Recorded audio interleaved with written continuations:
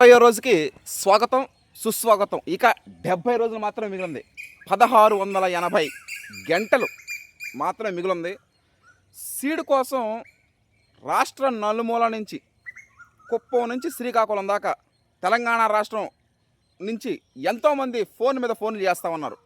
వాళ్ళందరికీ నేను చెప్పేది ఒకటే, 70 రోజులు తర్వాత ఒక 4 రోజులు మనం ఎండబెట్టి ఆరబెట్టి తెల్లారే సీడ్ పంపించడం జరుగుతూ ఉంటుంది.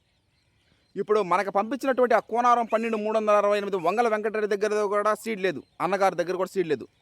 చిరు అగ్రిటెక్ కల్లూరు అన్న దగ్గర కూడా సీడ్ లేదు.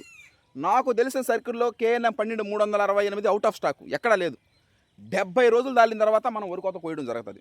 కోసిన తర్వాత ఒక 4 రోజులు ఎండబెట్టి ఆరబెట్టి దాంట్లో ఉన్నటువంటి తేమ 14% తీసుకొని రావడం జరుగుతుంది. ఇప్పుడు 60 రోజులు పూర్తి అయిపోయింది. ఇంకొక 70 రోజులు మాత్రమే మిగిలింది. ఈ 70 రోజుల్లో మనం చూసే ప్రక్రియ pre flowering, flowering, ripening, harvesting. ఈ దశలు దాటుకున్న తర్వాత మనం వరి కోతలు కోయడం జరుగుతుంది. ఈ శుభ సందర్భంగా ఆ వరి వంగడం క్రియేట్ చేసినటువంటి శ్రీధర్ సిద్ధి గారికి ప్రత్యేక కృతజ్ఞతలు. అదేవిధంగా చింతల వెంకటరెడ్డి గారు, ఆయన మెథడ్ ఫాలో అవుతాం కాబట్టి ఆయన కూడా ప్రత్యేక కృతజ్ఞతలు. ఆ సీడ్ మనకు పంపించినట్టు వంగల వెంకటరెడ్డి గారు 60వ రోజుకి రావడం జరిగింది.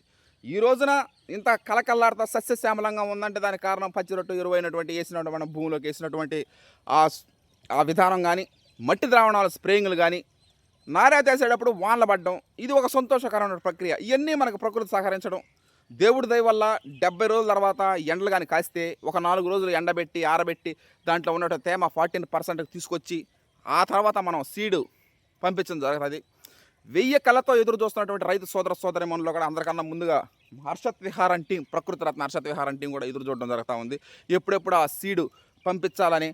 ఇదేం కొత్త కాదు. మనకి ఆ వంగల వెంకటరెడ్డి అన్నగారు సిరిసాపల్లి గ్రామం, హుజూరాబాద్ మండలం, కరీంనగర్ జిల్లాలో నూతన వరి వంగడాలు సాగు చేసి మనకు పంపిస్తూ ఉంటాడు.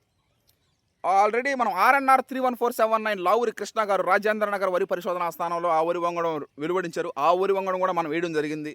అదేవిధంగా కోనారం 12,368 కూడా మనం వేయడం జరిగింది. కోనారం 1638 2021 అసలు ఎవరికి తెలియదు. కోనారం వరి పరిశోధనా స్థానం నుంచి వెలువడించినటువంటి కోనారం 1638 2021-22 ప్రాంతాల్లో ఆ వరి వంగడం డేగా మురళీమోహన్ అన్నగారు తెస్తే, టీచర్ అయిన ఉపాధ్యాయుడు, దాన్ని మనం వేయడం ఏది ఆ రోజుల్లోనే. నూతన వరి వంగడాలు మనం వేయడానికి ఎప్పుడు సిద్ధమే. 2022 ప్రాంతాల్లో మనం వేయడం జరిగింది అది సీడు.